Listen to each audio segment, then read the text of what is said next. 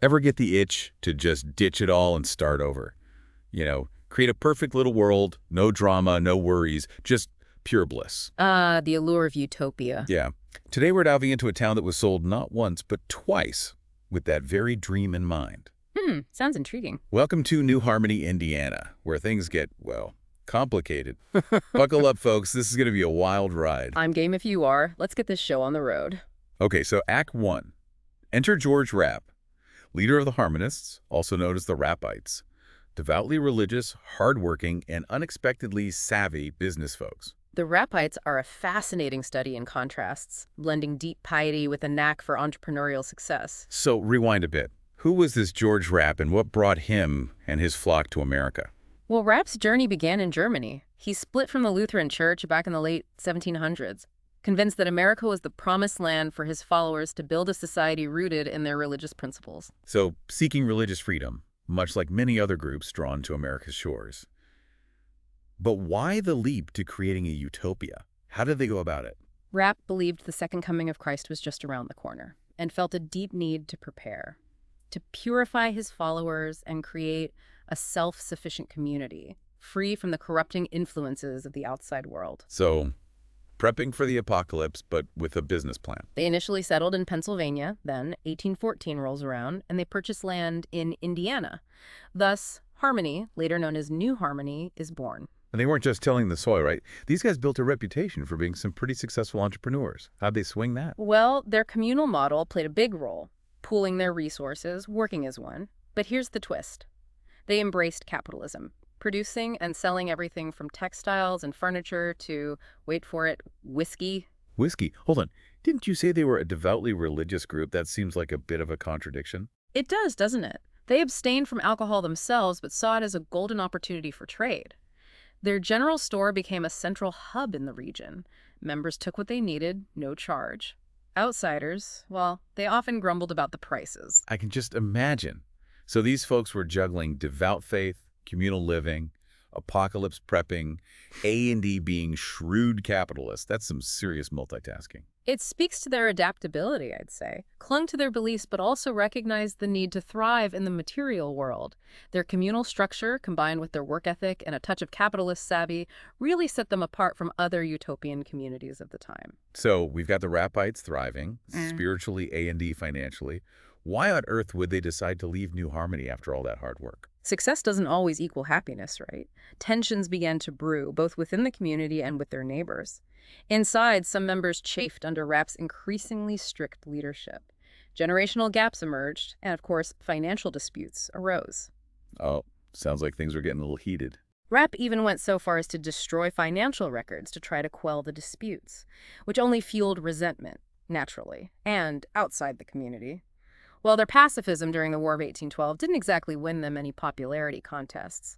And their economic success, the fact that they seemed immune to the market woes affecting everyone else, well, that bred suspicion and envy.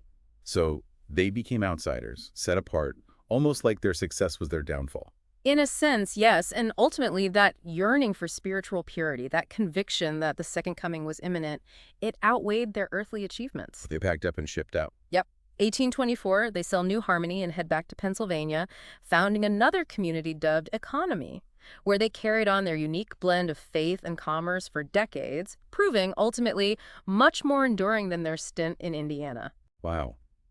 The Rappites leave behind a booming town, a legacy of spiritual devotion and business smarts. But the story of New Harmony doesn't end there.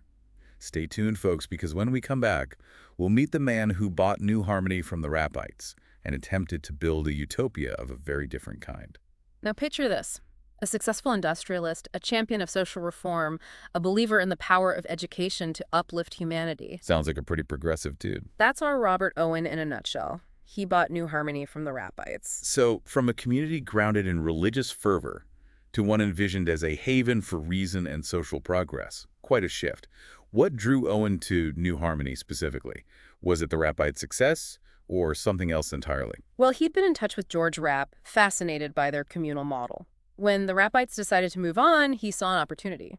A ready-made town, fertile land, existing infrastructure. A chance to put his own utopian ideas into practice, but on a much grander scale. And what were those ideas? How did Owen's vision of utopia differ from the Rappites? Owen believed that people's character was molded by their environment, their circumstances.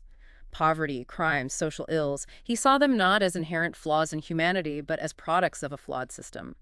Create a community based on education, cooperation, shared resources, and you could, in essence, engineer a better society. So instead of divine inspiration, Owen was banking on human ingenuity to solve social problems. Exactly. And this difference in their core ideologies would, shall we say, color the trajectory of Owen's experiment. He bought New Harmony in 1825, inviting anyone who shared his vision of a rational, egalitarian society to join him. So a bit of a social experiment. Very much so. News of this venture spread like wildfire, attracting all sorts. Educators, scientists, artists, reformers, and working-class families hoping for a better life. All flocked to New Harmony. It's like there was a palpable buzz in the air, a real sense of optimism and excitement, a melting pot of idealism gathered on the banks of the Wabash. Oh, absolutely there was. But, like with the Rappites, the reality of building utopia proved a tad more challenging than the dream.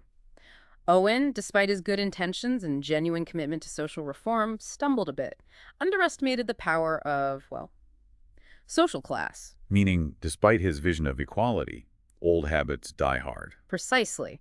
You had wealthy intellectuals drawn to the intellectual stimulation of New Harmony, rubbing shoulders with working-class families seeking economic opportunity. And unlike the Rappites, who had a system for relinquishing personal wealth, Owen's community lacked a clear path to genuine economic equality. Resentment brewed, tensions simmered.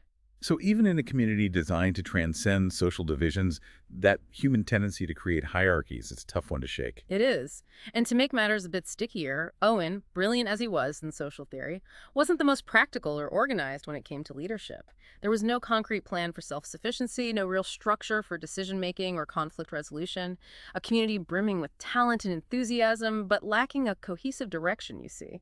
So a clash of personalities, simmering class tensions, a lack of clear organization, not exactly a recipe for success. Sadly, no. Owen poured a significant chunk of his fortune into this project, but within a couple of years, New Harmony started to unravel. Internal squabbles, logistical nightmares, and that age-old difficulty of reconciling lofty ideals with the messy realities of human behavior, they all took their toll. Did Owen see the writing on the wall? Did he try to adapt, or did he stick stubbornly to his initial vision? He did try to make some tweaks, but ultimately he became disillusioned. He pointed the finger at the educational system, the one implemented by his financial backer, William McClure, as the culprit. Interesting. Blaming the school system, that's a new one. He saw it as too rigid, stifling creativity and independent thought, qualities he considered vital for a thriving utopian society.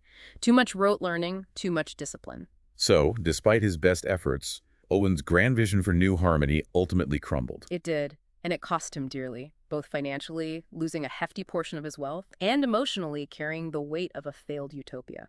A tragic turn of events. Did this experience crush Owen's idealism, or did it shape his future endeavors in some way? Remarkably, while deeply disappointed by the collapse of New Harmony, Owen didn't abandon his commitment to social reform. His experiences there seemed to refine his focus. He became a vocal advocate for labor rights and workers' cooperatives. So even in failure, there was a seed of new beginnings, a shift toward more pragmatic, targeted efforts for social change. Precisely. Owen's utopian experiment may have been short-lived, but its impact, as we'll see, resonated far beyond his own involvement. That's a great point. New Harmony's story isn't just about the rise and fall of utopian communities. It's also about the unexpected legacies that can sprout from even the most ambitious failures. Now, we've seen two distinct attempts to build utopia in New Harmony, both ultimately failing to fully realize their founders' grand visions. But the story doesn't end there. What happened to New Harmony after Owen left? Did it just fade away, or did something else, something unexpected, come out of these failed utopias? It's amazing how even when things don't go as planned, there can still be progress. Owen's utopian experiment may have dissolved, but another legacy began to take root. One that would have a lasting impact on American education and culture. Remember William McClure, Owen's financial backer, the one who Owen blamed for the educational system's shortcomings? Yeah, the one who advocated for a more traditional approach to education, which Owen saw as, well, a bit stifling. Right.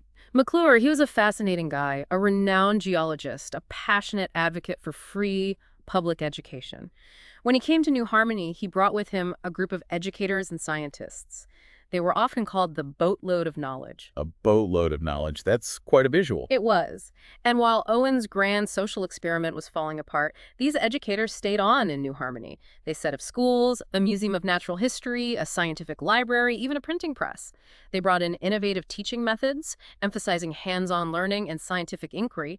Pretty radical stuff for the time. So in a way, New Harmony became a hub for educational reform, even if it wasn't the kind of utopia Owen had in mind. Exactly. The influence of that boatload of knowledge, it reached far beyond New Harmony.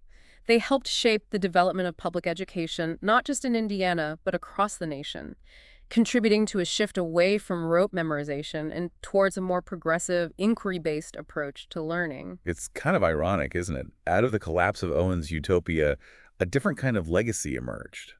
One focused on empowering individuals through education, rather than trying to engineer a perfect society. It is. And that legacy continues today. New Harmony is a national historic landmark now, attracting visitors from all over. They come to learn about its utopian history and its contributions to American education and culture. You can still see those restored buildings, walk through the famous hedge labyrinth, and just imagine what it was like to be part of those grand experiments, those bold attempts to create a better world. It's a good reminder that even in failure, there can be unexpected and lasting impact. As we wrap up our deep dive into New Harmony, what are some of the key takeaways from this story? What can we learn from it as we navigate our own complex world, with its own set of challenges and hopes for a better future? I think New Harmony offers us some valuable lessons. First, it reminds us that utopian ideals, as noble and inspiring as they are incredibly hard to put into practice. Human nature, with all its complexities and contradictions, often throws a wrench in the works. It seems those who try to create a perfect world often underestimate just how powerful those human imperfections can be. They do. Second, New Harmony teaches us that failure isn't necessarily the end of the story. Sometimes the most meaningful legacies are the ones that emerge unexpectedly, from the ashes of our grandest ambitions. The boatload of knowledge and their contributions to education are a perfect example of that. It's a reminder to be open to unexpected outcomes, even when our plans go astray. Exactly. And finally, I think New Harmony encourages us to keep dreaming, to keep striving for a better world, but to do it with a healthy dose of pragmatism and a willingness to learn from both our successes and our failures. The story of New Harmony isn't just some historical curiosity. It's a reflection of our own deep-seated human desire for a more just, equitable, and fulfilling society. And while the road to that better future may be twisty and unpredictable, the journey itself is full of valuable lessons and inspiring possibilities. Well said. And on that note, we'll conclude our deep dive into New Harmony, Indiana, a town that reminds us that even amidst the ruins of utopian dreams, the seeds of progress can be found, often in the most unexpected places. Thanks for joining us, and be sure to subscribe for more fascinating deep dives into history, current events, and beyond. Until next time, keep exploring.